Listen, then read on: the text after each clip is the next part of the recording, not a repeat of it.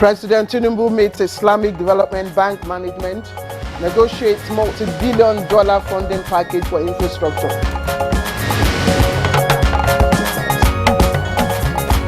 Renewed Hope Initiative donates to orphans and widows of fallen heroes.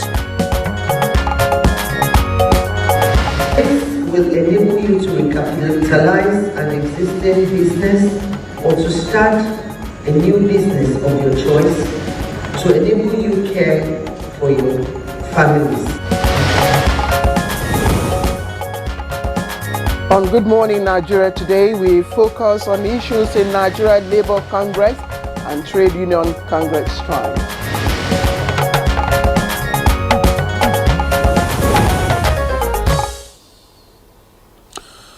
On Tuesday, the 14th of November, Nigeria Labour Congress, NLC, and the Trade Union Congress of Nigeria, TUC, began an indefinite nationwide strike, announced to commence a week ago.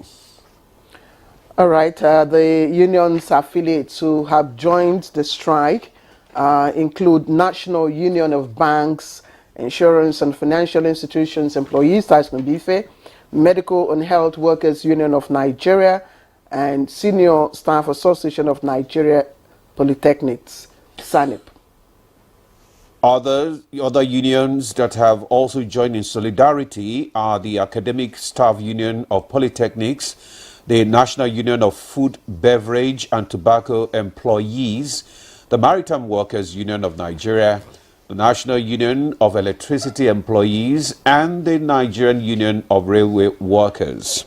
Right, so the strike comes on the heels of physical assault on NLC National President, that's Joe Ajero in Imo State 2 weeks ago, when he and other NLC members were in the southeast to protest non-payment of salaries and pensions, as well as violation of other labor rights. That's right, Claire. The protest was viewed in some circles as an attempt to scuttle the re-election bid of Governor Hope Uzodinma in the last Saturday's governorship election. Following Ajero's ordeal, the organized labor called for a nationwide strike beginning yesterday. All right, so the National Industrial Court, that's the NIC, had, some time ago issued a restraining order to the organized labor, stopping it from embarking on the strike action in the wake of the issues with the Imo State government. And in spite of the court order, the unions, in a statement on Monday, directed workers nationwide to withdraw their services at midnight. The organized labor made some demands, which included investigation and prosecution of persons involved in the brutalization of the labor leader, among other issues regarding violation of human rights. But labor says government failed to meet the demands. And so, to press on their demands, of course, labor picketed the Nnamdi Azikiwe International Airport, as well as the airports in Abuja, leaving, of course, so many travelers stranded. So, Claire, let's look at the issues involved in the NLC TUC strike. I am Ademola Adeoye. Thank you for joining us on Good Morning Nigeria this Wednesday and the third edition in the week. And the second day of the strike, and I'm Claire Adelabu Abdul Razak. I join my colleague Demola to welcome you to the program, and it's reaching you live on the network service of the NTA. We're broadcasting from our studios here in Abuja. As always, our tradition, we'll take highlights of the morning news in a couple of minutes. Of course, there'll be snippets of business news, and much later, Chooks the Boy will be in to do his usual bit. That's the newspaper review. And let's, Demola and I, take a breather now and bring in Anne Jimo, Princess Anne Jimo, for highlights of the morning news. Good morning, Anne. Good morning, Claire and Demola. Good morning, Nigeria. Here's the news. The indefinite industrial action declared by the Nigeria Labour Congress NLC and the Trade Union Congress TUC appears to have had significant impact on government business in the FCT. Some offices were shut and those open did not quite function optimally.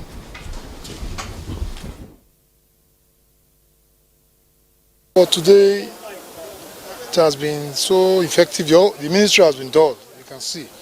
Even some of the senior staffs in the head of service, the directors, they didn't come to office. What we are doing here now is monitoring to ensure there is compliance to the directive. President Bola Tinubu has achieved advanced negotiations concerning a multi-billion-dollar infrastructure finance facility from the Islamic Development Bank to fund a multi-sectoral portfolio of infrastructure projects at the federal and sub-national levels in Nigeria. This is sequel to substantive investment discussions held between President Tinubu and the Vice President Country Programs of the Islamic Development Bank, Dr. Mansour Mokhtar. President Tinubu states that Nigeria is the candle of hope that will light the way for African investments in Nigeria, he explains, will be among the world's most high-yielding investments, as money will flow easily in and out of the country, noting that the historic essence of President Tinubu's swift and decisive economic reforms. The Vice President of the Islamic Development Bank also said the financial world has been monitoring events in Nigeria and has concluded that Africa's largest economy means business this time. Islamic Development Bank's president announced the provision of $50 billion of new investments for the African continent from the Arab Coordination Group. This was announced at the Saudi Arab African Economic Summit. The Senate has passed the Electricity Act Amendment Bill 2023 to address the concerns of host communities. The amendment enables the provision of 5% of the actual annual operating expenditure of the preceding financial year by the various power operating generating companies in Nigeria, GENCOs, for the development of the respective host communities. On the other part, to implement infrastructural development projects identified within the host community. Those who are also in support of Clause 2D say aye. Those against say nay. The ayes have it. Still talking economy, the Central Bank of Nigeria says it has extended the legal tender status deadline of the old design of 500 and 1,000 naira denominations. A statement by the Director Corporate Communications Department of the bank, Dr. Issa Abdul-Mumini, said the move is in line with international best practices and to forestall a repeat of earlier experiences.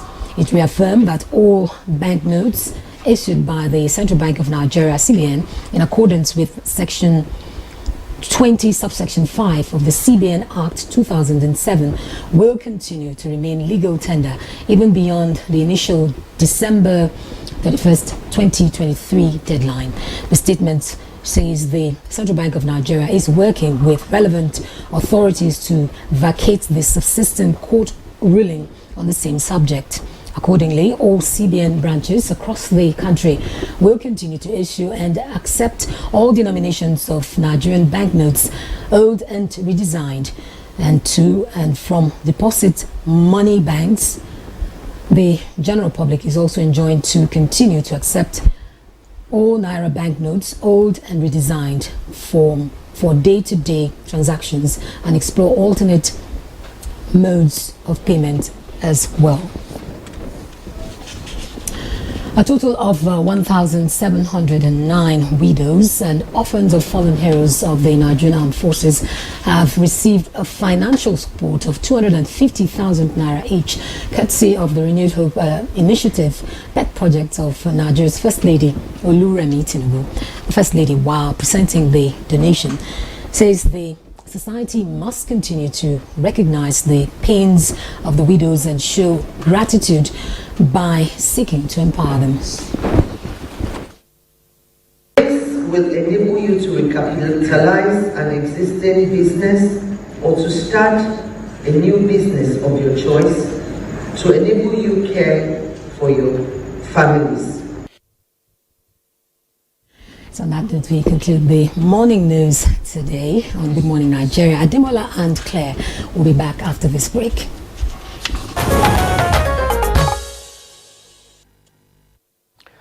Welcome back to the program. It's Good Morning Nigeria, and if you've just joined us, you're right on time to catch snippets from our business news with Vivian Izadife. The Central Bank of Nigeria, CBN, has disclosed that Nigerian Tier 1 banks received the sum of 102.96 billion naira as income from account maintenance charged on their customers during the 9 months of 2023. This represents a 20.4% increase from the 85.53 billion naira obtained in the 9 months of 2022. Third Bank's total account maintenance charges on customers accounted for 13.6% of the total fees and commission income during the 9 months of 2023 from 14.8% recorded in the previous year. According to the CBN, the account maintenance fees are charged on current accounts only regarding customer-induced debit transactions to third parties and debit transfers lodgements to the customer's accounts in other banks. The total fees and commission income from the Tier 1 banks increased to 755.61 billion naira during the 9 months of 2023 from 579.01 billion naira in 2022. In the meantime, positive sentiment and portfolio reshuffling pervaded the Nigerian stock markets last week, fueled by recent developments in the foreign exchange landscape amidst higher treasury bills yield as investors increased buying interest in stocks, apparently to hedge against inflation. Consequently, investors gained over 369 billion naira as the Nigerian Exchange Limited market capitalization closed higher at 38.9 trillion naira from 38.5 trillion naira the previous week. In the same manner, another stock market performance indicator, the NGX, All Share Index, ASI, inched higher by 0.9% to close at 70,849.38 on Friday, up from 70,196.93 the previous weekend. The stock markets recorded gains on all trading sessions, driven by increased demand for BUA cement, which went up by 6.5%, followed by First Bank Nigerian Holding, rising by 12.4%, and Seplat, 3.9%. Accordingly, the month-to-date and year-to-date returns stood at 2.3% and 38.2% respectively. Trading activity levels reflected market optimism as total traded volume and value increased by 3.3% and 12.3% week-on-week respectively. This mixed bag of rising fixed income market yields will continue to influence portfolio management, rebalancing and readjustment ahead of microeconomic reports like the October Consumer Price Index, Gross Domestic Product GDP, the Monetary Policy Committee meeting, and year-end seasonality. For business, Vivian Izadife. Many thanks, Vivian, for that business package. Next on the program is newspaper review.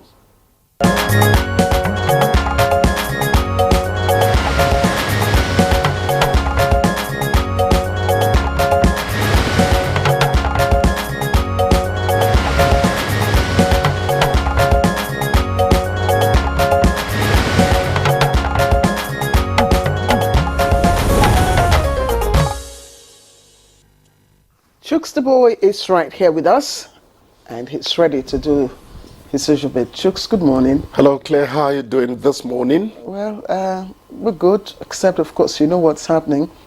I hope it wasn't difficult accessing the studio today.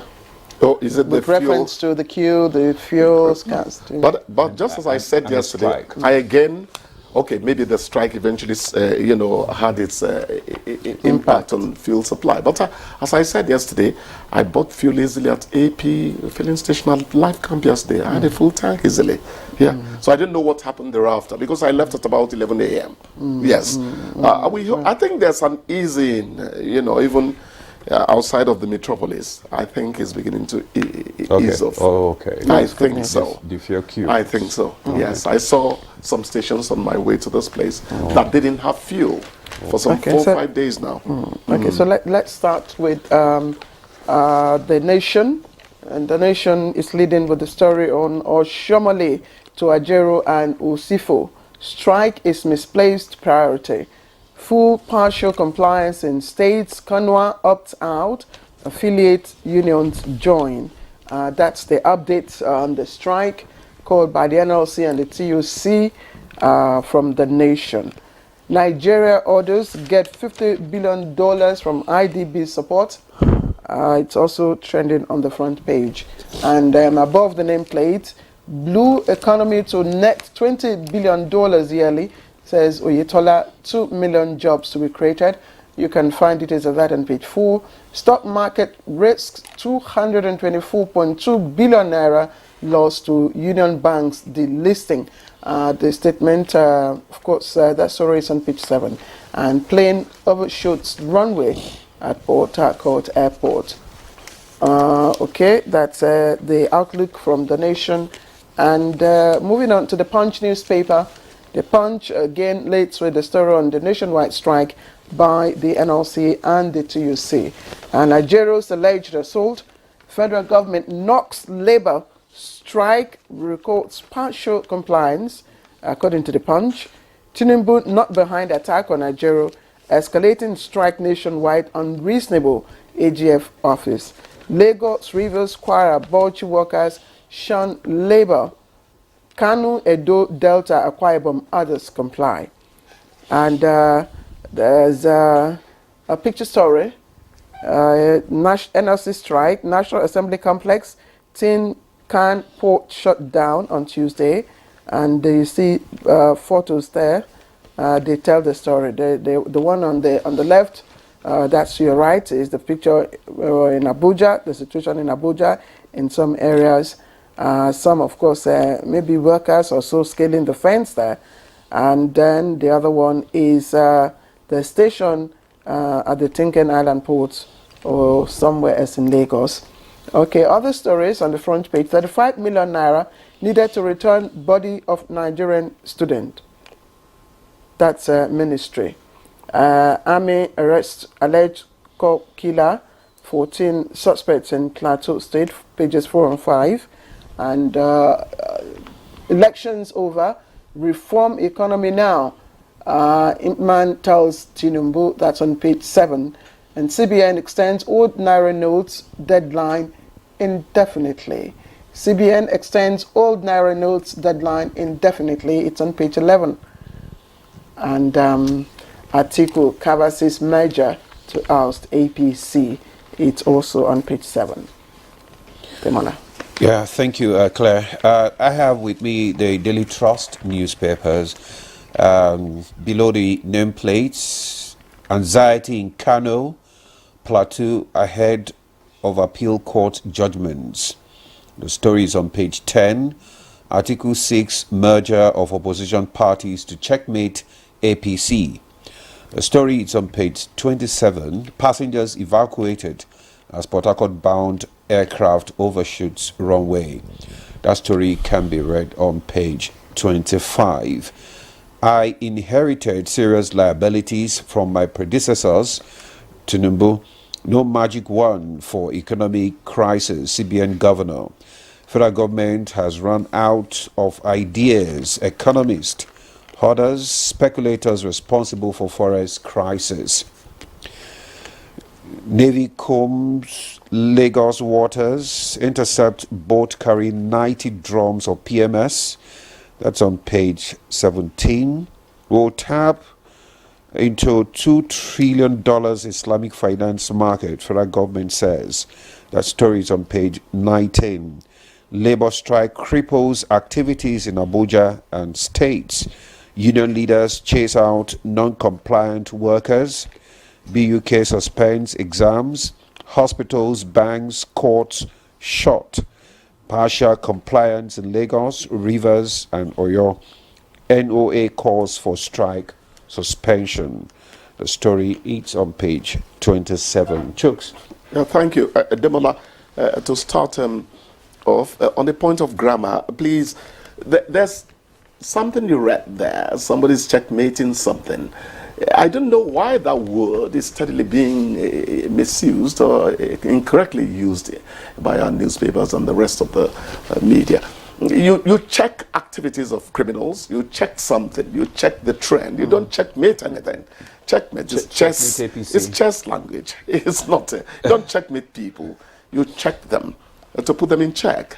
You know. So checkmate party. Let's look it up later, please. I just raised it. I may be wrong. I don't think I'm terribly wrong, but let's look at it because our children have to write their UTME use of English. We have to help them. You don't checkmate people. You check them. You check the activities of people. Nigerians drop one incorrect word and it starts growing like wildfire. Why don't people show curiosity? Anyhow, now was Senator Oshomole talking as a former leader of the Aluta Continua movement or a senator? He's saying that a strike is misplaced. You know, that's the question people would ask. Fine. Now, I think I'm more on the side of Oshomole now to express my opinion. But first of all, I have to ask a question as a journalist. Okay. Because the device would always be there, you know. This strike, first of all... I think he's speaking... Yes. As an individual, he has a right as an individual. Yes. Yeah. And also, probably, you know, he has the knowledge of the labor unions and all that. He's been the labor leader for... a long time, and now he's in the Senate, he's in the government and all that, so he has the right to... That's where I was going. Yes. Oshomole should know, because he led one of the most vibrant, periods of labor activity during his time, so he should know. But some people say, is he saying this now because he has become a politician? Was it I remember we attended a media council meeting where Stanley Makebu shocked me because he's one of my icons in journalism. When he said, stop searching for the truth, you won't find it. It was later I started understanding he was talking about truth, some truths being relative to the community. There are truths that are universal, but there are some which have to do with culture, beliefs and lifestyles, which you don't pursue, dogmatically, because they're not true all the time. That's what he was saying.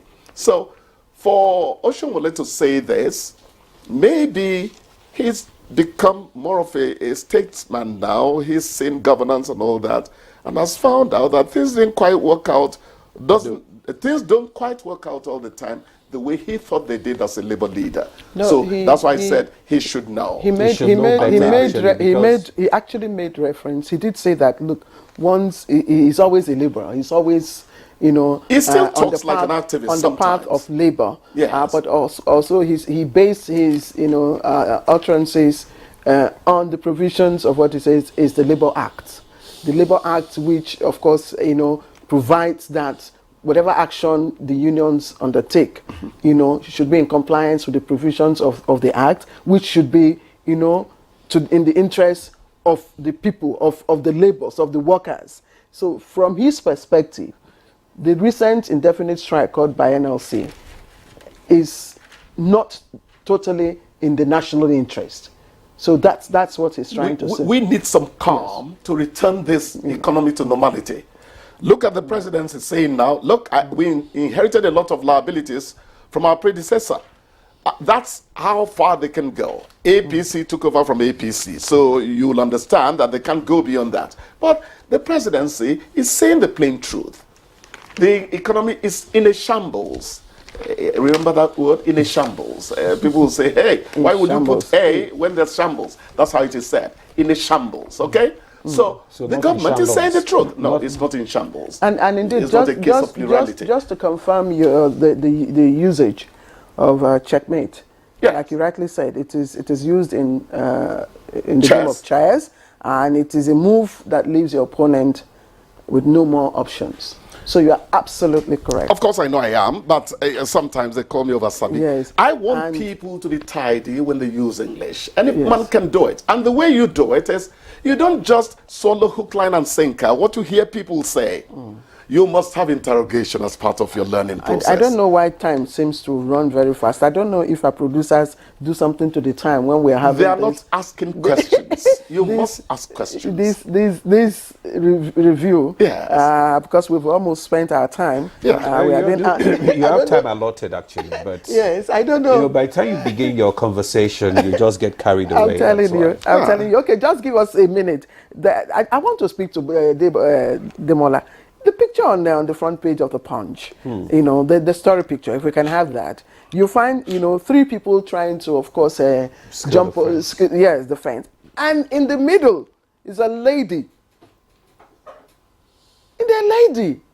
Trying to scale the fence. What a man can do. No, that's dangerous. Well, you need to say something about that. The ladies are wearing the trousers more than the men now. So they could actually try some more adventurous things. You see, again, it goes down to social etiquette. And I want to repeat it again. Etiquette is everything. I want to thank the First Lady.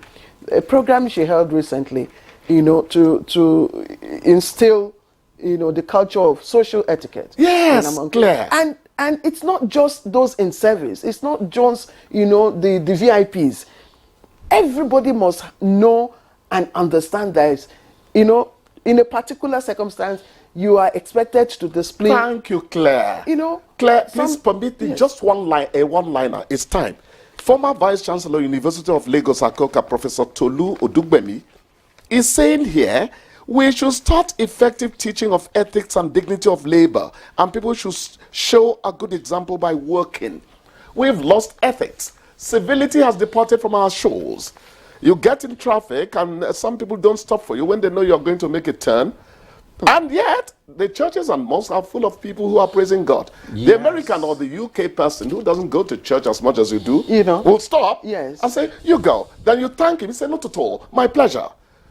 People will keep you there forever. Chukwudi, you don't have the license to continue talking. I have the license. Thank you. Because my name is Onwa. My name is Onwa. That's voice of the people. So, I think we have to pause on this conversation now so that we can take some other segments. So that's newspaper review. We now take a break now. The Good Morning Nigeria continues. Stay with us. You're welcome back. You're still on to Good Morning Nigeria, reaching you live on the network service of the NTA.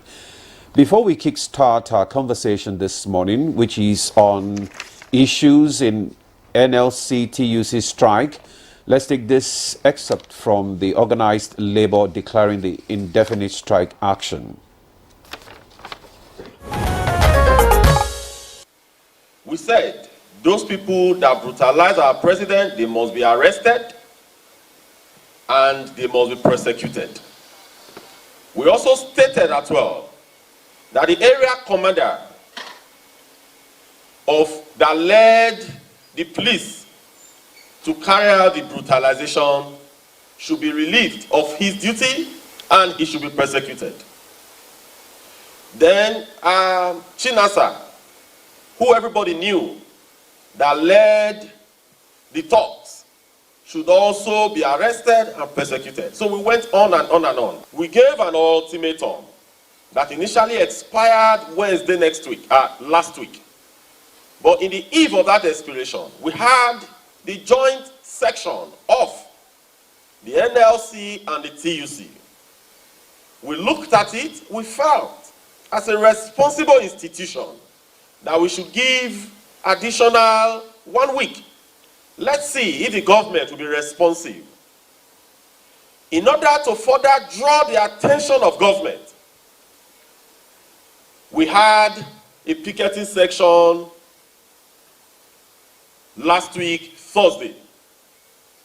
But instead of government to come out strongly to condemn this criminality, instead of government to speak and stand on the side of justice and on the side of truth. Some people in government, they were running their mouth and making all kinds of statements. So the TUC Labour Center has resolved to stand firmly by the decision of the joint NEC that was held last week, Tuesday. All right, if you've just joined us, you were listening to the national president of the TUC, Comrade Festus Osifo, given a rundown of the reasons for the present indefinite strike action embarked upon by the joint, or called by the joint neck of the two unions, that's the NLC and the TUC. So we're ready for our conversation, and let me quickly begin the introductions of our guests right here in the studio. In a short while, Senator Itainang will be joining us. He has been scheduled for this conversation. Of course, Senator Itainang is a legal practitioner and former presidential aide. As soon as he steps in, we would, of course, welcome him to the program. But right here, we have Femi Okewo. He's a, well, Femi needs no introduction. He was a judiciary correspondent. He was former head of judiciary desk of the NTA. He was former anchor, Good Morning Nigeria. And right now, he's living his life as a senior citizen and, of course, providing legal consultations. So he's a legal practitioner for this conversation. Femi Okewo, it's good to have you. Thank you for coming. Nice to be back home. Nice to be Indeed, back home. it's a homecoming. And Demola. You're welcome. Thank you. It's a homecoming. How do you feel? I feel fine. I always felt great being in this kind of place. Anyway, you look great. Thank you. You're doing well with Only yourself. trying to be like you. All right. Okay. Femi, of course, coming back home. We're glad to have him. Also with us here is another coming back home of some sort. He's been here, many times to, of course, give us his perspective on some national issues. Comrade Ahmad Suleiman Goro is a familiar face and former member, House of Representatives. Honorable Goro, thank you again for coming home to the Thank NTA. you for having me once again. It is my pleasure to be with you. Thank you. Okay, joining us via Zoom from Ilorin, Kwara State is Comrade Nuhu Toro, Secretary General, Trade Union Congress, TUC. It's a pleasure to welcome you to Good Morning Nigeria, Comrade. Well, good morning, Nigerians, and thank you for having me. Thank you, too. Also from Ilorin, Kwara State via Zoom is Comrade Issa Aremu, Director General, Chief Executive Officer, Michael Imodu National Institute for Labor Studies. Michael Imodu Studies. Issa Aremu, you're welcome. Well, good morning, Claire and other discussants. Good morning, Nigerians. Good morning. Okay, Claire. Okay, let me... I don't know. Let me start with Toro. Let me start from Toro. Comrade Nuhu Toro, who is the Secretary General, Trade Union Congress, TUC. Comrade Toro, once again, we're glad to have you on this program. It's very important for us, and we really appreciate you. Please give some, content and context to the issues that Comrade Festus Osifo, outlined as reasons for, calling on this indefinite strike, and how do those, points that he's raised align with the provisions of the Labour Act, which, enjoins you to go on a national strike in the interest of, in national interest? Well, thank you very much. I would like to give a synopsis of what transpired that led to the nationwide strike. Of course, you are aware that preceding this time, we had an understanding with the federal government after the removal of fuel subsidy, which basically almost all of the items that were on that understanding have not been met. Again, that was what we're trying to avoid when we brought this caveat that the document needs to be notarized, because we had series of agreements of this nature, and at the end of the day, the government will renege in respecting what they have agreed on. So we decided that on this very important matter, we must take it to a court to be notarized. That has not been done. Then came the issue of Imo State Council. Imo State Council of both the NLC and the TUC were all in Owerri to sensitize our members over unfair labor practices, over between 11 and 44 months of paid pension and salaries of local government workers. And at the end of the day, when we got to Owerri, what did we see? Militarization, brutalization, and impunity of the highest order. Let's assume Ajero is not even the president of the NLC. Does he deserve that kind of a treatment? And sadly, some government functionaries are running their mouth, saying what the NLC and TUC did wasn't right. They forget that right to strike is fundamental. It's fundamental even globally for workers to get a fair deal. So in contextualizing what went wrong, you cannot sever it from workers' push in a bid to getting fair deal.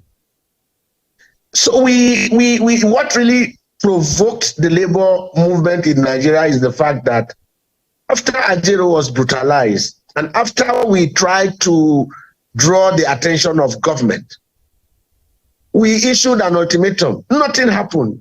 Not even redeployment of the Commissioner of Police, Abubakar Barde. What the Inspector General of Police told Nigerians was that for electoral convenience, the CP in Imo was going to be redeployed.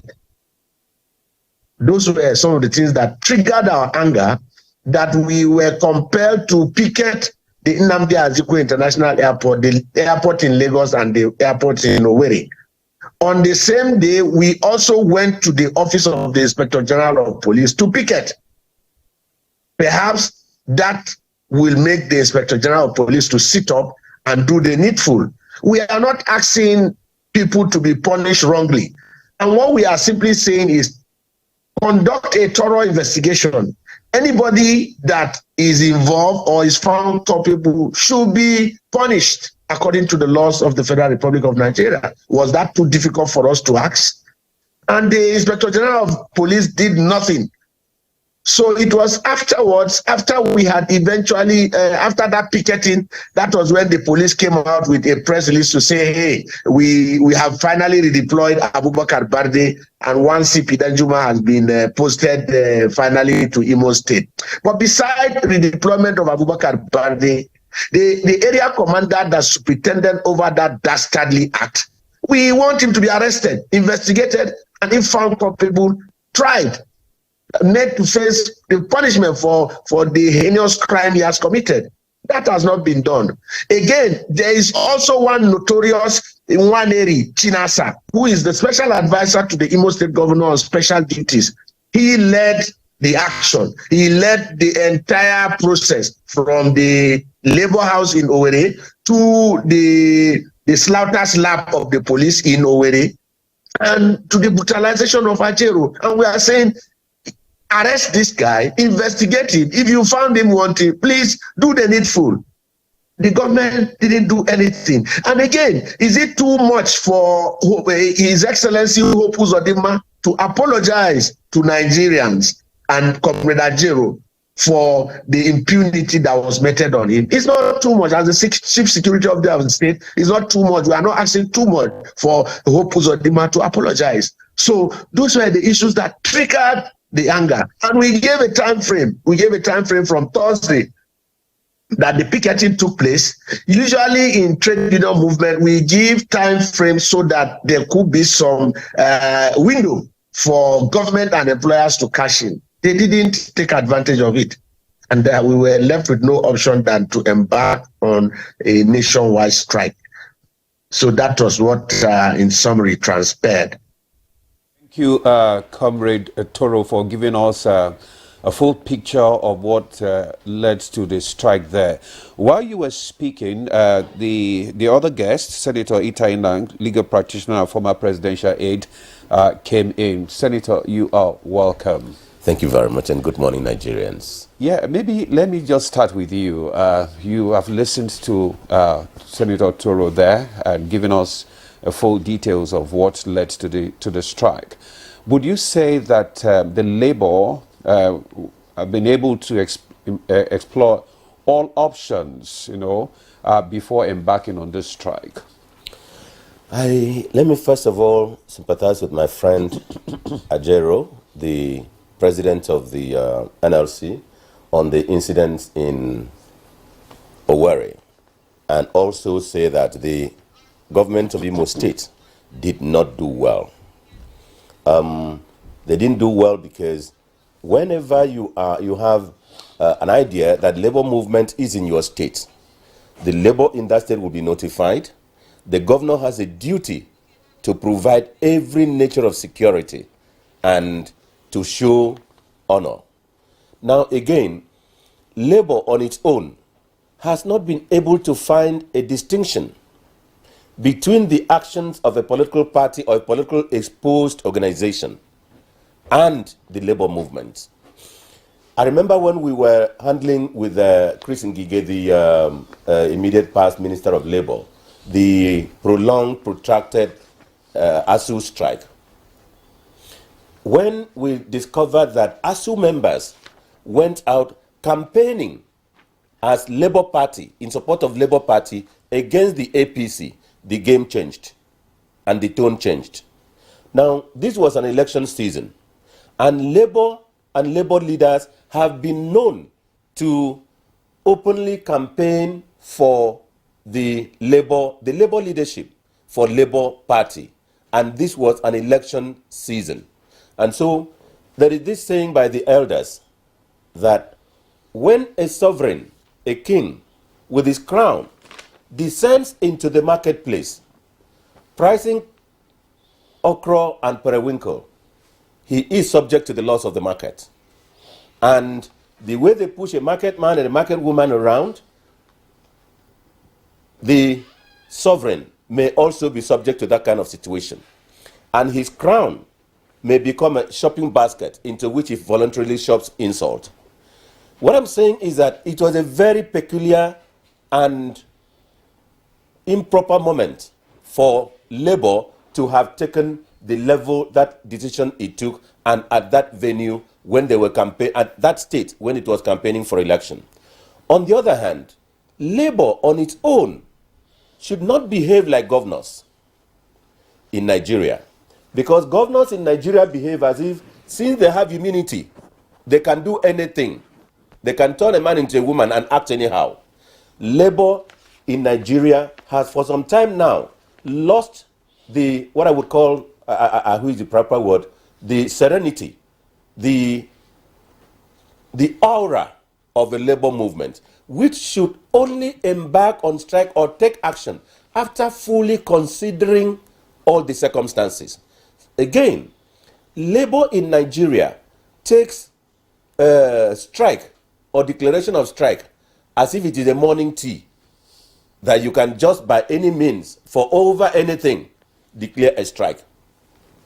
I want Labour to go back to the Labour Act, the Trade Dispute Act, and go and discover that it is only in matters that affect the welfare of workers, the condition of work of workers, that they could only, as a last resort, embark on strike.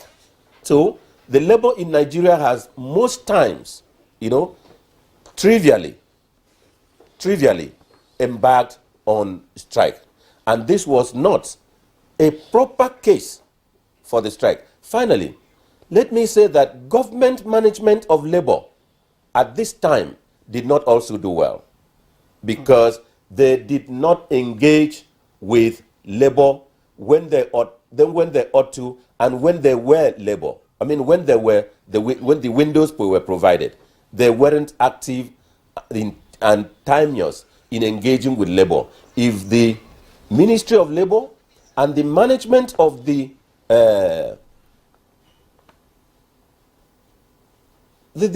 government institutions properly engaged with labor, they would have been able to arrest the situation and provided some succor which would have prevented the strike. Thank you, distinguished Senator Itainang, and once again, we're glad to have you with us. It's been a long while, and many thanks to you for the points that you have raised. Of course, letting us know one of the fundamental, requirements of being a governor for a state is to provide security, and then you talked about, of course, the evolving nature of labor unions, which of course, in our own climate now, has made it difficult for Nigerians to really understand or find, the demarcation between politically exposed labor and labor movement. And then you also talked about the serenity, of the labor union. You said labor has lost serenity and all the features of a union. And that's why I want to bring in Comrade Isaremu. Comrade Itaremu, also a one-time very vibrant, gentle but outspoken comrade.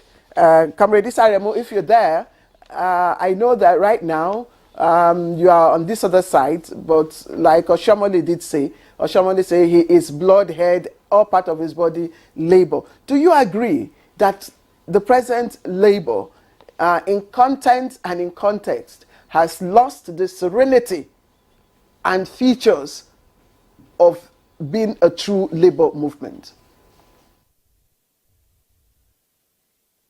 Well, Claire, once again, let me say good morning to my co-discussant, distinguished senator, and of course my two comrades, Comrade Honorable Aminu Suleiman, as well as Toro, the General Secretary of TUC.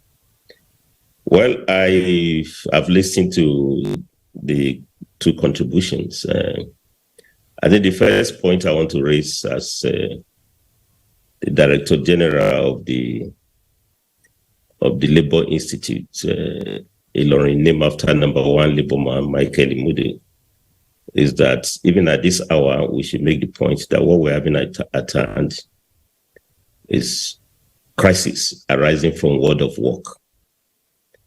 So it's about industrial relations, it's about labor relations. It's workplace crisis, not warfare. I think we need to set that ground rule. Because once we are clear, it means that the crisis can be surmounted. We can overcome the crisis. Secondly, let me, through Comrade Toro, convey my solidarity and sympathy to the labor movement for the avoidable, preventable violence done to the President of Congress, my very good friend, Comrade Joe Ajero. As we say in the labor movement, an injury to one is an injury to all. I can't remember, I was trying to do the last count now. We have produced 7 presidents of Nigeria Labour Congress. Ajero is the 7th. I can't imagine, I can't think of any president of Congress that have been so, avoidably brutalized. We had Comrade Hassan Sumoni, the pioneer president. We had Alhaji Alichi Roma, the 2nd president of Congress. The 3rd one, my very good mentor, may so rest in peace, Comrade Pascal Bafiao. Of course, Comrade Oshiomhole, who, was a vibrant labor leader who led many mass protests, strikes. You had Umar, you have Ayuba Wamba, none, as they led very formidable struggles with good outcomes. None was so brutalized. So I think I want to convey my solidarity and sympathy, and I'm together with my comrades that there should be justice, for NLC president. But I'm also reassured by the assurance given by the Inspector General of Police that is setting up a special investigation to look at what has happened, and we have to make the point it's an exception to the rule, not just in the industrial relations, in labor relations, in all relations, good politics. We should never use violence. I think we've left military regime behind us. We're not in a democracy, so we should use democratic method, which is all about dialogue, about discussion, engagement, compromises. And that comes to the last quick point I want to raise. I listened to Comrade Toro very well. My own advice is that the two parties should return to negotiation process. Nigeria has well-tested processes and machineries for resolving conflicts in the world of work. Comrade Aminu that is there, we are together in textile union. Textile used to be, when textile was textile, labor intensive, thousands of workers, scores of thousands of workers, if you want to say 100,000, you can even put it as at a point, direct and indirect labor. We used to have disputes. We used to have, costs for workers to engage with the employers, and most of them not very hard employers who are mostly expatriate. But we had machineries for resolving conflict. Dialogue, when it breaks down, we go for arbitration. Ministry of Labor comes in. We also have, courts that have been specially established to resolve conflict. You have industrial arbitration panel. You have the National Industrial Court, which is the court of reference, that gives final judgment. So we have time-tested processes. And if Comrade Toro will recollect, on October 3rd, even on the more contentious issues of what they call the petroleum subsidy, we use this machinery to have an agreement, 15-point agenda, presidential wage award. Initially, President Bola Tinubu offered 25,000. Now, through negotiation, NLC jacked it to 35,000. And I want to say that public civil servants have been paid, including yours, comradely. Claire, I hope you have collected your own in the spirit of the, they paid it. I also know that you had a committee to look at how to set up the new presidential minimum wage committee. I know the process is on. You also agreed to have a joint team of both government and labor, to do visitation to refineries that need to be fixed. A couple of, 15-point agenda. I think the same spirit that we are applied to get the agreement should be applied to solve all problems so that we avoid unnecessary conflict. What happened to Comrade Jiro was preventable, avoidable, unacceptable, if all the parties try to play to the game. And at the state level, I'm also aware of this, what has happened at Imo has been on, for quite some time now. Interestingly, I think from last year, the Ministry of Labor, Federal Ministry of Labor, and I want Senator to listen to it, was the one that mediated for the two parties to have an agreement between the governor of Imo and organized labor. Now, the challenge they have now is implementation of the agreement. But if the conflicts arise out of implementation of the agreement, they should return back to the same process. In any case, labor is on the exclusive list. I think, Senator, you bear witness to that. I know you have been doing good job in this respect. So if they have problem implementation, they should return back to Ministry of Labor to mediate. If it doesn't work out, they can go to arbitration to NIC. So all I want to say is that we should avoid a situation of self-help. The state government should not engage in self-help, so also labor cannot engage in self-help. Because if we engage in self-help, we are going to abandon negotiation. It becomes survival of the fittest, at times survival of the wicked, and the result we are going to have is what possibly avoidably we are having now. Now we have left even the fundamental issues, of what are the issues. We are now fighting over avoidable brutalization of comrades, So all I want to say here is that we should return back to negotiation process. And lastly, there should be need to improve knowledge gap. Industrial relation, labor relation is a specialized field. We've come a long way in this field. And all the parties need to improve on their knowledge of how to handle grievances. Some of the soundbites I'm hearing nowadays, I'm not really all that comfortable on the two sides. You lock out workers, you use police, workers also, also say you want to shut down. The way we frequently use union power I mean, what do you call it, strike, which is supposed to be last resort, becoming, even the strikers are becoming strike fatigue, and then the context of our struggle, we should also be careful.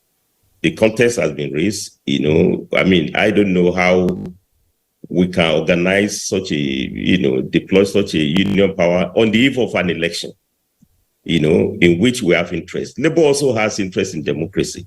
We oppose those who stop elections, whether due to ballot snatching, violence, but we too cannot take action that will prevent election to take place because we invested in democracy.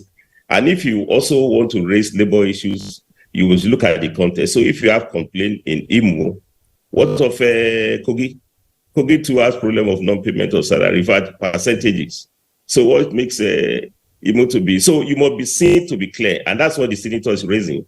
Now that rightly and legitimately we are politically exposed, I mean, Comrade Aminu was a worker, and I guess he's still a worker. I mean, you have to show that you are earning minimum wage now. But rightly today, through the his constituency, he became a representative of Federal Republic, and he had done a very good job. So we have the right to be there. But even he will remind you, when we are in the labor movement, we know the difference between politics and trade unionism. Once it comes to politics, you keep it. When it comes to trade unionism, be clear, because our job is always about perception. For you to negotiate, it has to be in good faith. The other party should not see you as political advisory. Should see us for what we are, representative of the working people. And with that one, we can have good outcome, to have proper negotiation. But the whole, as I said before, an injury to Ajero is an injury to all Nigerians. And I think people have condemned it, but we should revisit how we can make this to be preventable, to be avoidable, not to be the norm, which has never been in the first instance. And our institute is open to promote dialogue, education for all the parties, so that we make the workplace to be truly workplace, no war zones, because conflicts are always inevitable, and we should resolve them peacefully and amicably. Thank you very much, Comrade Issa Aremu, for that, for your thoughts there. You have raised several issues, and which we need to actually address. Some of the issues you talked about is the issue of finding a democratic way in addressing these issues, especially through dialogue. Let me come back to the studio here. We still have Femi Okeowo, which I want you to throw some legal aspect into these crisis that we are in now. Before the labor went on strike, there was a court restraint, stopping them from embarking on the strike, and the labor still went ahead. So what is the legal implication of this? That is another sad aspect of this strike. Of course, generally, if you look at the strike as being high-handed, you may not be completely wrong. But if you also now look at the involvement of the judiciary, of the judicial process in it, then it saddens you, because the general implication, as far as I can see, is that we are gradually weakening all the instruments of our democracy. There are areas that should strengthen our democracy. The arbiter organizations should be well respected. And one of the arbiter organizations is the courts. Incidentally, the police is another arbiter organization, which sadly now is being fingered in this whole process of abuse and manhandling of people. I think that we have a duty to show respect for our judiciary. If the federal government quickly ran to the court on the eve of the strike, you won't blame the government. However, like has been pointed out by several contributors here, there are other steps that the federal government could have taken to give confidence to the labor unions that something was being done. It would not have been necessary. We should not just put everything into the into legal things and make it look as if courts can order things. Let people develop confidence in our democracy. Let there be less impunity in our system. Then, of course, you can then talk about people respecting the judiciary. But it is particularly sad that in all these things now, we have a court order that should be obeyed that has not been obeyed.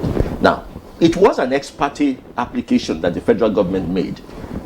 But whether it's an ex parte application or it's a notice was given to the other party, it's not the issue. Every court order should be obeyed until set aside. I think that, okay, that court order was given on a Friday.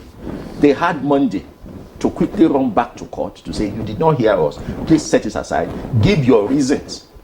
And the National Industrial Court, beautifully, is a court that is not bogged down by all these political cases. It can hear you timelessly, and it will have heard that case on a Monday and possibly made its pronouncement on the Tuesday when they wanted to start the strike.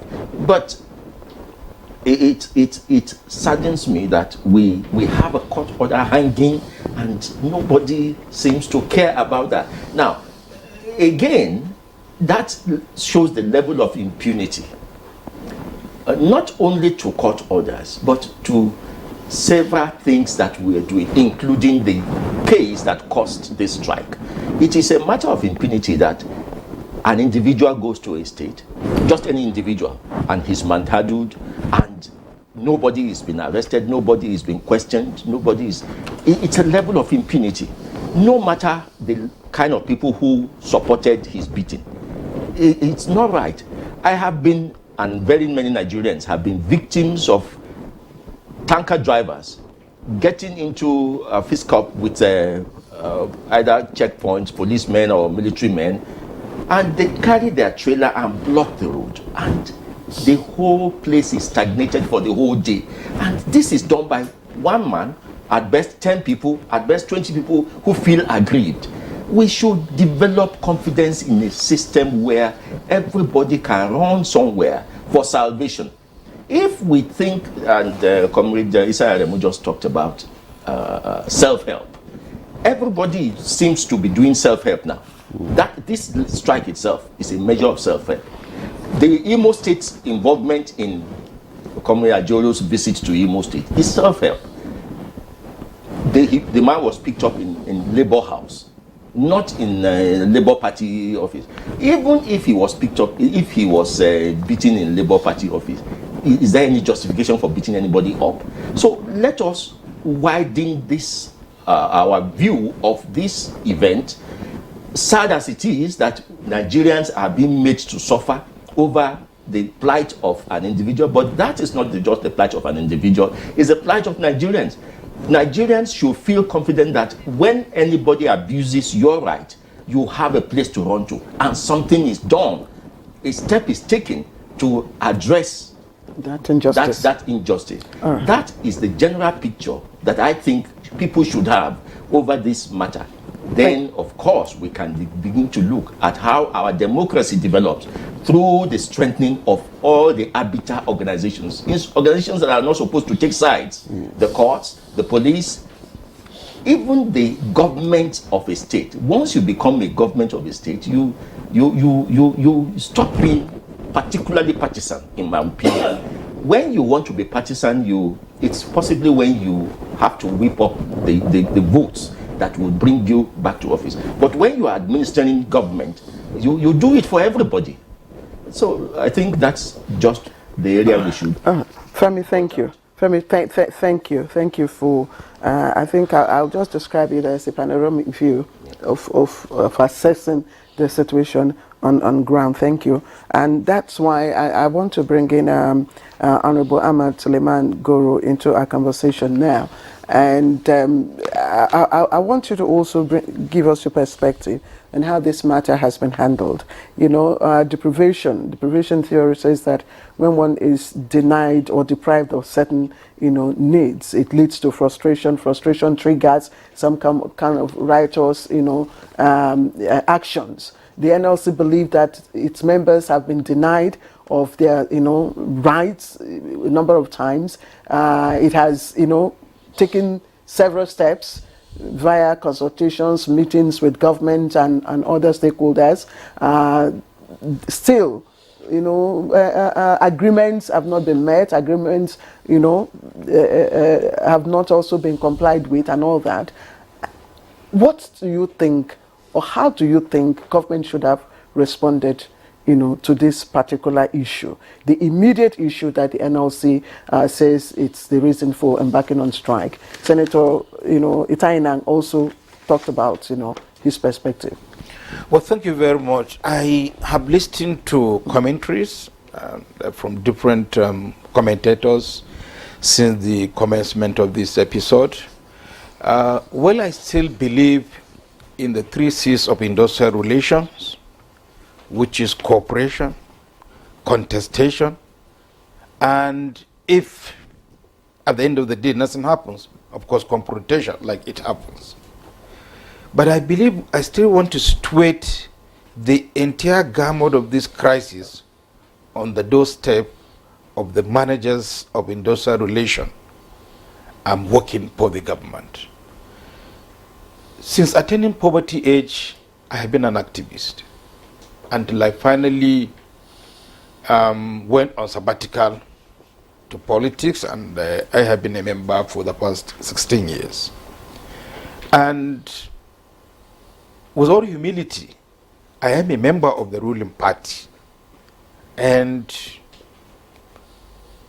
a very conspicuous supporter of President Bola Tinubu.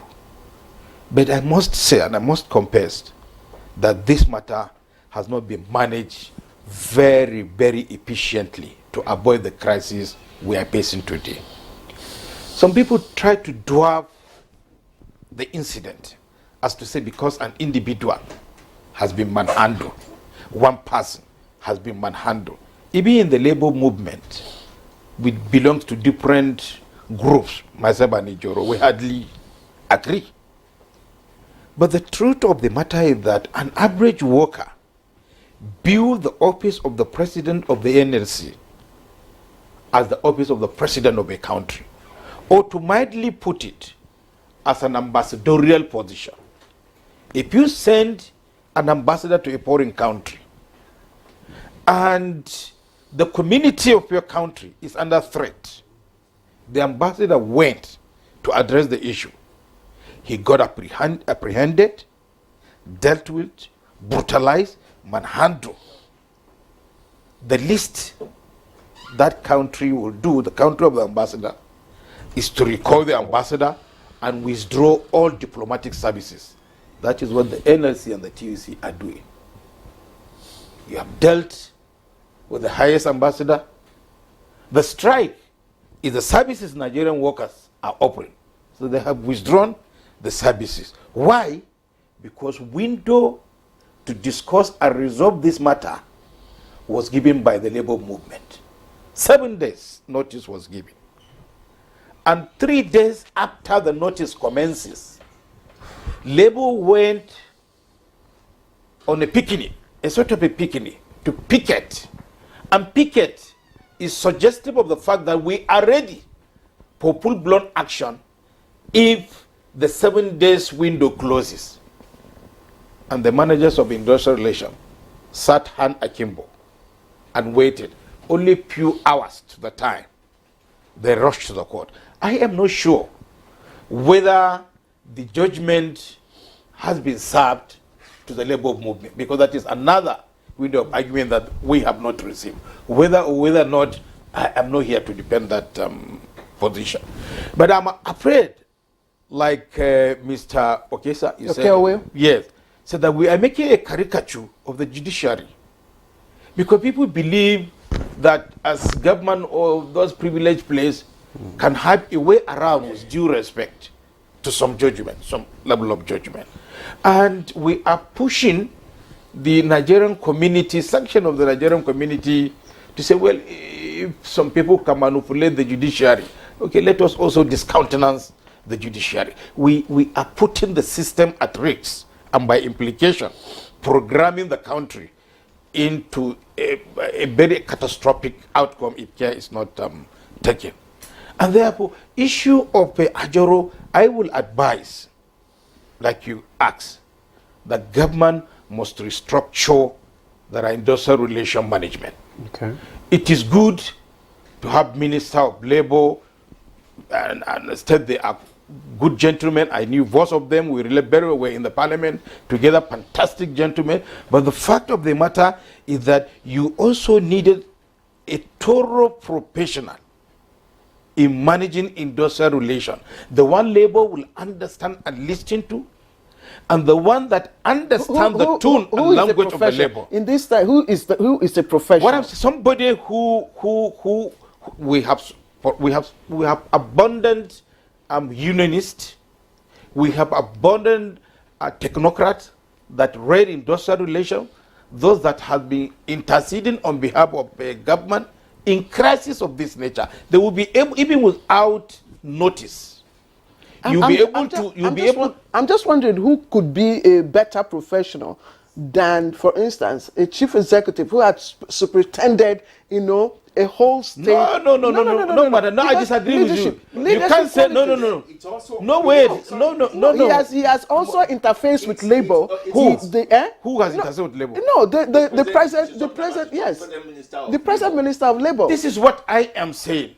Should they have even allowed the period of the ultimatum given by labor to expire before they get engaged?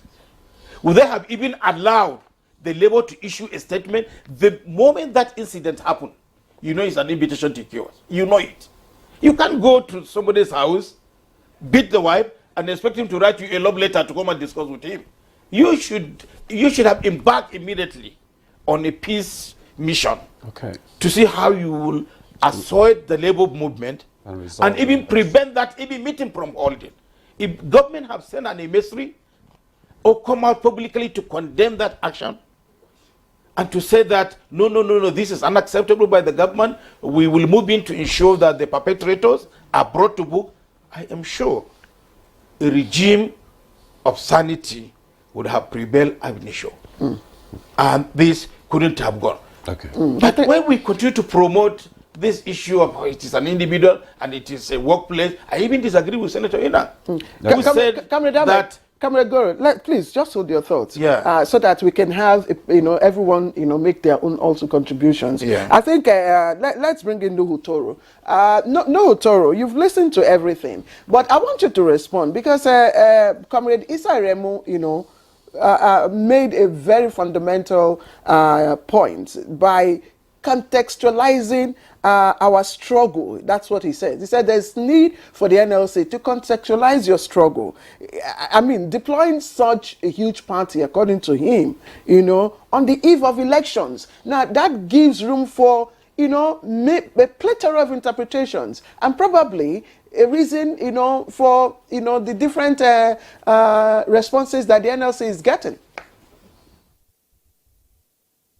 Well, thank you. I would like to differ a little bit from the intervention of Comrade Issa Aremu, but I must salute the courage of Comrade Aminu Suleiman because it reassures the working people that even as a politician, they still understand that the sanctity of the number one worker, the sanctity of the leader of the working people cannot be toyed with.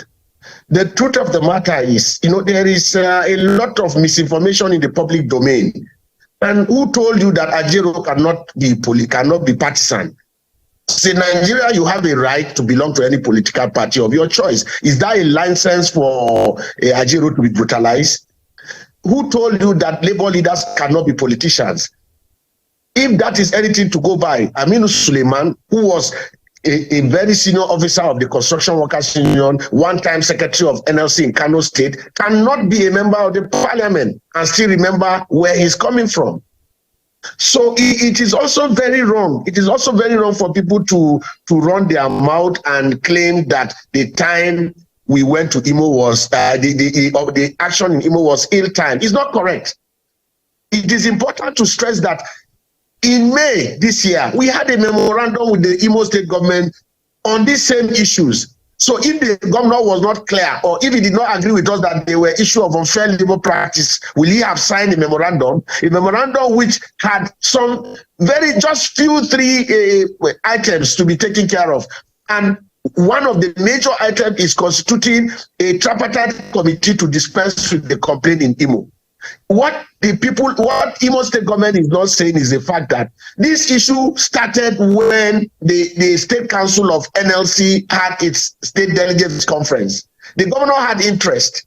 Is it also proper that the state interfere in trade union administration? So the governor had interest and insisted he had a candidate that should emerge.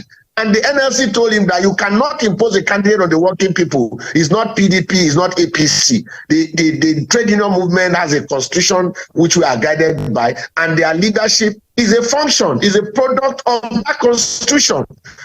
The leadership emerges through election, not nomination, not compulsion. So that was part of the problem that led to where we are. And as I speak to you today, I can tell you that there's a caretaker committee of the NLC in Imo State, while the governor is parading his own NLC in the government house. That is interference. And again, we also, in talking about interference, the Inspector General of Police seems to be biased on this matter, and that is why we are vehemently opposed to even the choice of who does what in terms of investigating this matter. If you go to the Louis Edet out today, you will see a big billboard of the Inspector General of Police and who pulls on the man. Is that not being biased? The Inspector General of Police that is paid with taxpayers' money must understand and also distinguish his role as the chief cop officer of Nigeria and his friends and cronies. So, and if for any reason Ajero is a member of Labour Party or a member of any political party of his choice, does that sever him from pushing his constitutional role as the president of the NLC?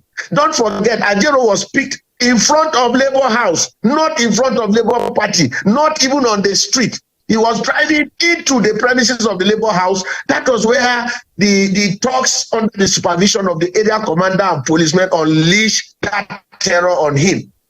So let's not get this twisted. Let's try and situate the issues. And I listened to Comrade Aremu. We had cause as a labor movement to canvass for the welfare of our workers and to fight injustice. This is an injustice to not just Ajero.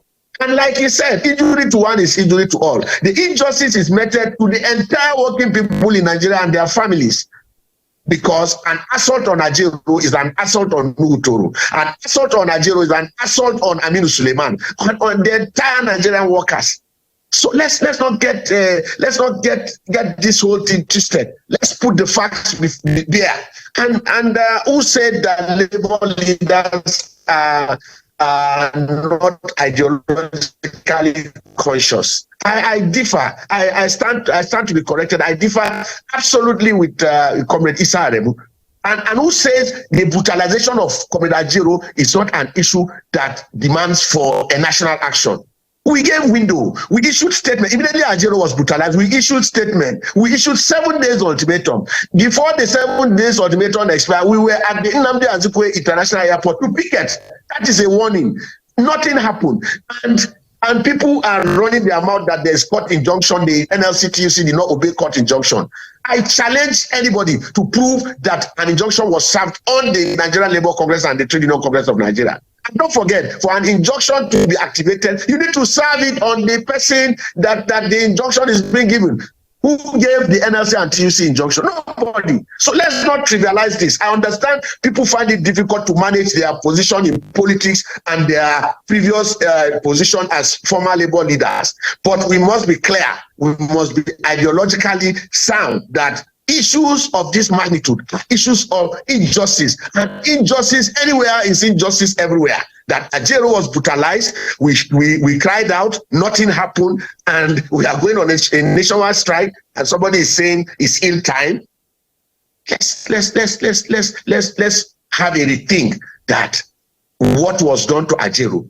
Assuming it was done to maybe Comrade Issa Aremu or any other person, the NLC and TUC will not keep quiet. Yes, there have been cases that are not brought before our attention. Certainly, there is no way we can talk about it, but don't even forget, this is the office of the President of the Nigerian Labour Congress, the number one worker, and I'm happy that Comrade Issa Aremu can remember all the trajectory. And he had outlined the sequence of leadership of the NLC from the time of Pa Imodu to Abdulwahid Umar Adams Oshomole, and even the current leadership, Ayuba Waba.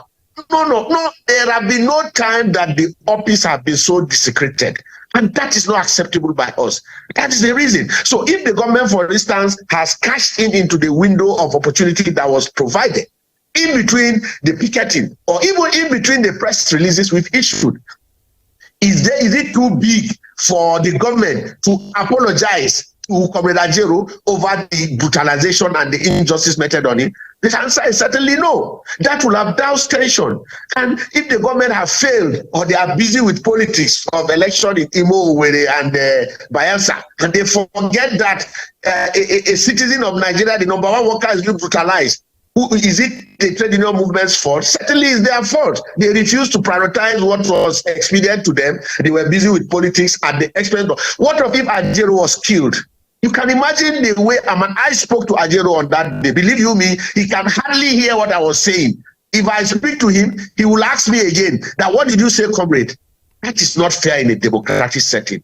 Well, thank you very much, Comrade Nuhu Toro, for restating your own side, the side of the Labour there. But we'll go to Comrade Issa Aremu after this break. Stay with us.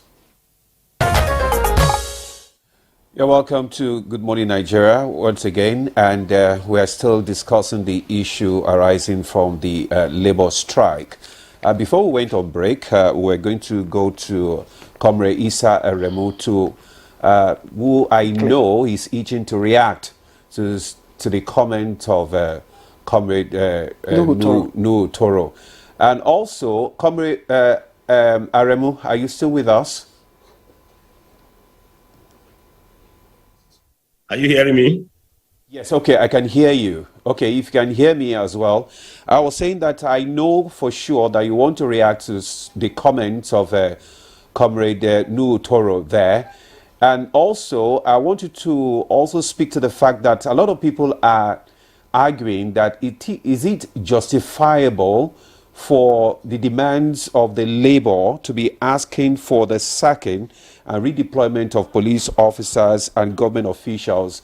The demands, are they justifiable? How can you be an accuser and also a judge in your own case? And also the fact that the police have taken some actions, redeploying the police commissioner of the state. Yeah, thank you so much. I don't think I want to put it, I don't want to put it the way you put it, reacting to what Nuhu said or what other discussants said. I think we're engaging in conversation. And I think we should have an eye on discussing the issues, not the person. But from all the comments that I've had, I think the comments underscore the point I was raising, that we need to improve on our knowledge of industrial relation issues. Labor movement is knowledge-led over the years, and I've given those examples which to also refer to that we've had a trajectory of struggles over the years. What has happened to my very good friend, because I'm one of the leading campaigners for Comrade Ajero to become president of NLC. At the time, some comrades even doubted whether it could be or not. So an injury to him, as I've said, is an injury to all of us. And I say it was unacceptable. It was uncalled for. And I also asked for justice. You know, how that is done, we must discuss it. We must engage on how it's going to be done. Even the point you raised about whether the police should be removed, everything has to be done through discussions. And I expect by now the labor movement should engage even the high command of the police, you know, through meetings, engage, you know, if they couldn't get results, there are many pressures who can put to get justice, but everything has to be demanded and be struggled for. But the point I want to underscore is that we need to understand how to handle industrial relations that will not become personalized. We can disagree, and we must always disagree. In fact, the world of work is full of disagreement, but we don't need to be disagreeable. You know, my Toro was agonizing, mentioning my name, comparing to Amino. You don't need that. I think we are saying the same thing, maybe from different perspectives. I don't think anybody is excited about this new development. Then the second point I'll raise is that when you are engaging in dialogue, including what we are doing now, you must also listen to go along with the other party. Otherwise, the thing becomes monologue. The beauty of dialogue is that you don't add in your position. You know, otherwise we are just repeating, we are reloading and repeating our position. And also, no, it's to reason together to get solutions, to get it done. I listened to him very well. And you can even see that even in our house, it has not been tidy. There are conflicts about state council, from what I gather from him, caretaker committee, another caretaker. So, which means when I talk of context, it's not just the politics, the context of the movement. What makes us strong is unity of purpose. And we must carry ourselves along. That's what made Comrade Hassan Sumanu to build a movement in which highly respected, courageous, independent. That's what made Comrade Adams Oshomole to do similar things. In fact, Comrade Adams even went far. I mean, I don't know whether that far or not. He raised his view over this strike. And Comrade Adams Oshomole said, no, the current strikes, they are purely unnecessary. He says so, you know, and I share some of his positions too, because there are more serious issues, you know. Assault on the NLC president is a serious issue, fundamental one. And globally, even my industrial union globally, they all condemn what has happened. They're also giving solidarity action. But there are also fundamental issues that are facing the labor movement. The struggle for living wage is not a table. In fact, what has led to the crisis in Imo and other states, and we're having, is crisis of compensation. Clear, you remember we discussed this under this platform, you know, in which workers have become working poor. In fact, working beggars. You know, people who work and they become poor because of low pay, miserable pay. You know, and of high cost of living because of high inflation. Now, we need to marry all those issues in our thinking so that those of us who need to fight for the workers have to apply method that will give us energy to sustain this struggle.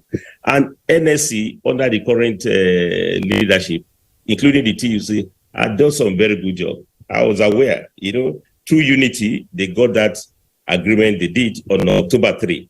In fact, you know, at a point, even TUC and NSC has some disagreement, but they solved the problem. And that's why they got an agreement. Exactly what we were doing before.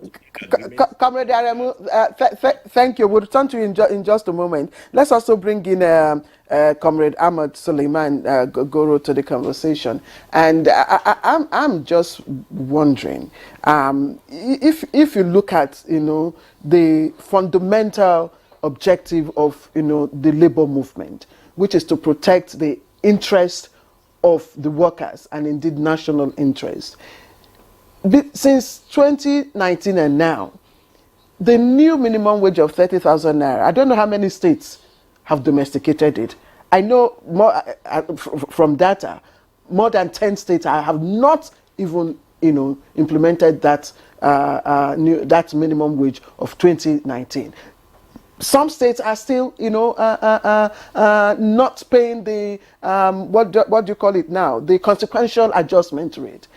Isn't that enough issue for the NLC to go on indefinite strike. Many a times, this year alone, we can count the number of times that the NLC had shelved its proposed strike, to the extent that Nigerians now don't even have confidence in the NLC when they call for strike. They believe that the NLC only backs in the day, and then at night they dine with government officials. Most of them are capitalist oriented. The very thing they accuse government is the same thing that they're doing. So my question is, why did the NLC, or why has the NLC not called or embarked on indefinite strike in those issues where workers, state governments have not met the 2019 minimum wage? Secondly, the current Minister of Labour, Simon Bakulalong, has been out of the country. He's just came in just a few days ago from Geneva. Why did the NLC also not wait? He's the chief conciliator.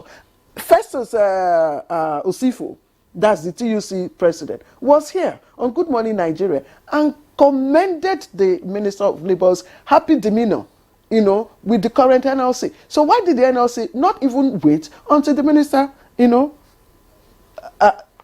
sorry, yes, Peter Sele, sorry, former TUC president, I'm sorry. Yes, so why did the NLC not even wait for the gentleman to return from his trip and see what action he will take?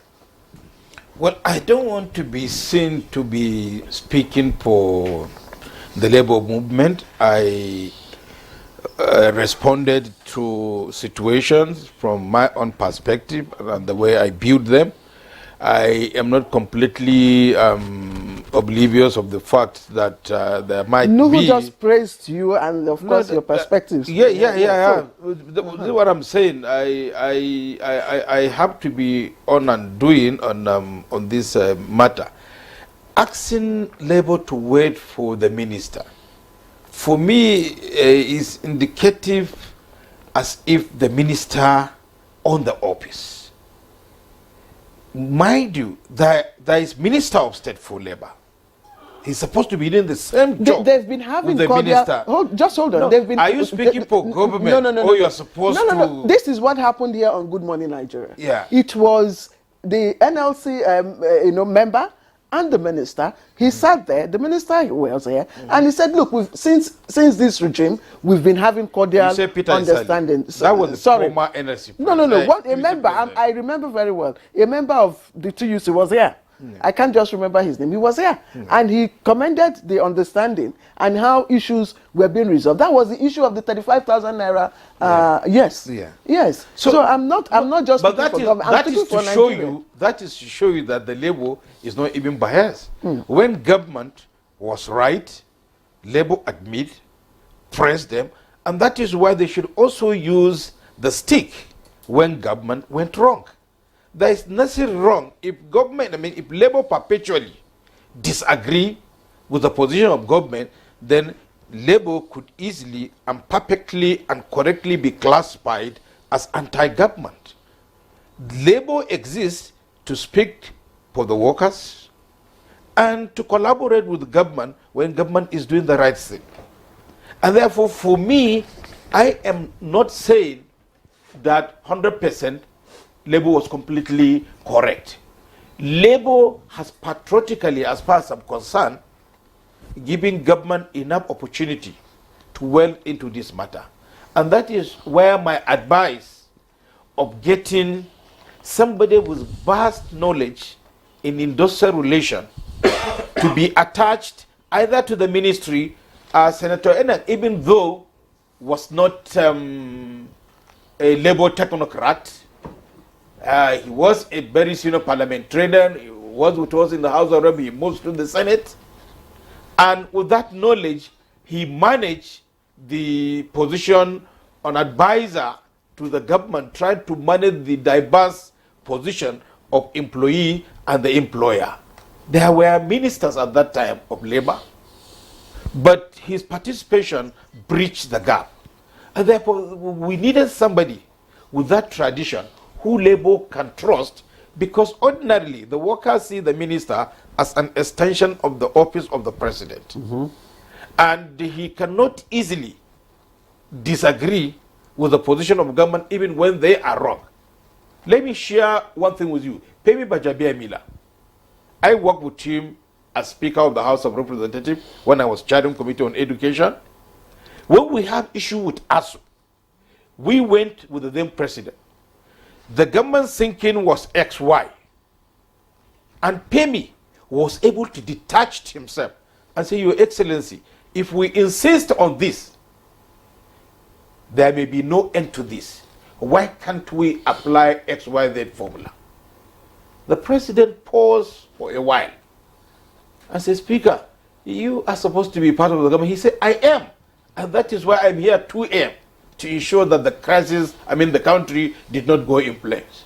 The suggestion given by Pemi was adopted by the president, and that was what led to the truce between ASU, even if it was temporary, between ASU and government. We need you to conclude your thoughts. You understand? Yes. So there must be this government beyond the usual bureaucrat in the ministry needed people that can work underground to ensure stability in the country so that the well-intended program of Mr. President can be actualized for the betterment of Nigerians and Nigeria. Thank you, Comrade Sulaiman, for that your thoughts there.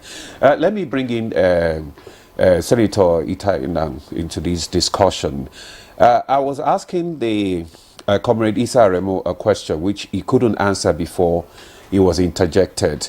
How justifiable are the demands of labor, in this crisis? You are asking for government to sack the government official, and also redeployment of the police commissioner, which has been done anyway. So, how justifiable is that? Because a lot of people are arguing that you cannot be an accuser and also a judge in your own case. And also, what is the way forward? How can we resolve this crisis? Thank you very much. Please recall that in my opening statement, I had said that labor should go deeply into the labor laws, the Labor Act, the Trade Dispute Act, and find out the issues which it has jurisdictional competence. And any matter, no matter how sentimental or no matter how right, if you don't have jurisdiction and if it is not within your powers to, you cannot seek to get it done. That's number one. Number two, so let me not say they are right or they are wrong, but let them go in to see, are these matters for which we can take this action? I still say so. And I want to say that it was out of sincerity of the federal government to determine and engage labor that it established not just the labor department of the court. It elevated the National Industrial Court from an honorary court which was not in the Constitution, into the Constitution by the Third Amendment of the Constitution. And it created and strengthened the National Industrial Court. Now, I want to advise labor that the National Industrial Court, having come into existence, labor should have its legal department attached to it. Let them synthesize the judgment that has been delivered by most of the court and know that it is for their sake that the court was established. And when a matter arises, look at what judgment did Justice Benedict Kanyip deliver on this matter. And you are bound by it, whether you were a party or not. Whether you are bound, because that is the thinking of the court. Because labor jurisprudence is now so wide. So, I want to say that the solution to this is that they should return to the table quickly. Whether the minister may not have been back or not, but there is a labor team working with it. By God's grace, as advisor to the president and presidential liaison to the National Assembly, I was concurrently attached to the Ministry of Labor. And I worked with Senator Grace Nkige as Minister of Labor in his first term and in his second term. In matters and at times like this, the Labor Minister does not sleep. The Attorney General does not sleep. If it is education, the Education Minister does not sleep. They have the formal channels of engagement, the informal channels of engagement, the informal venues of engagement. They have even the unconventional means of engagement, the essence to bring a solution. And that is how the Chris Ngige-led and Festus Kayamo as Minister of State succeeded in managing labor, which he has attested to. Thank you very much for the thank you. Let me quickly bring in again Nuhu Toro, because I remember vividly on that program on October 23rd, it was Nuhu Toro that was actually here, and it was him who also, made the commendation. Nuhu, quickly, if you may, in just less than a minute, I'd like to find out how many states are actually complying with the 2019 minimum wage of 30,000 naira, and what is NLC doing about that? And secondly, the conciliator. You were here in live here in the studio, October 23rd. You also commended the way he had handled the 35,000 naira issue. Why are we not,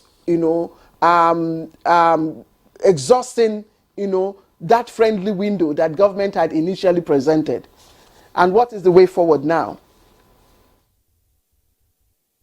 Well, ironically, I was the one that commended the Minister of Labor, and the symbiotic relationship that had transpired between organized labor and the Ministry of Labor and Employment.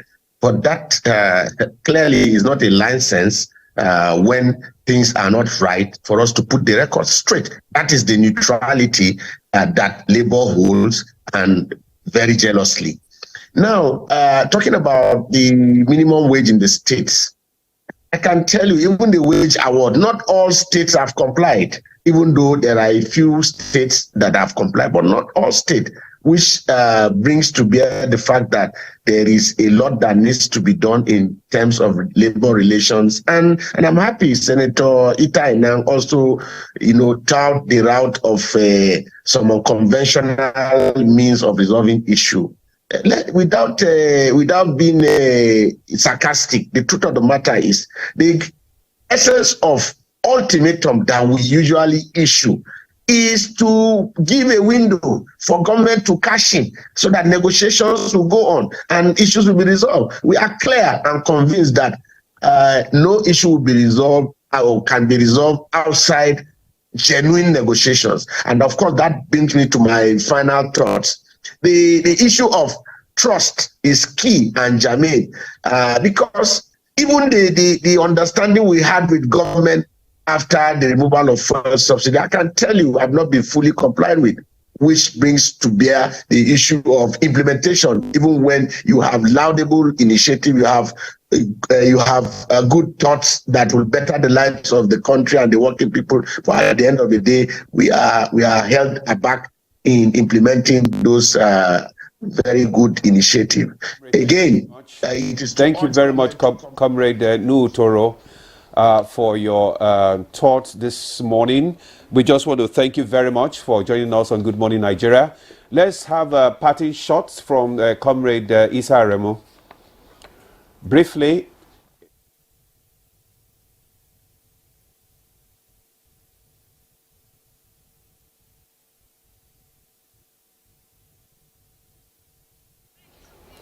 Can you unmute your mic, Comrade Isa Aremu?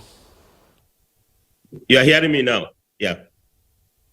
I'm saying the parting shot has been given that at the end of the day, we must return back to negotiation table.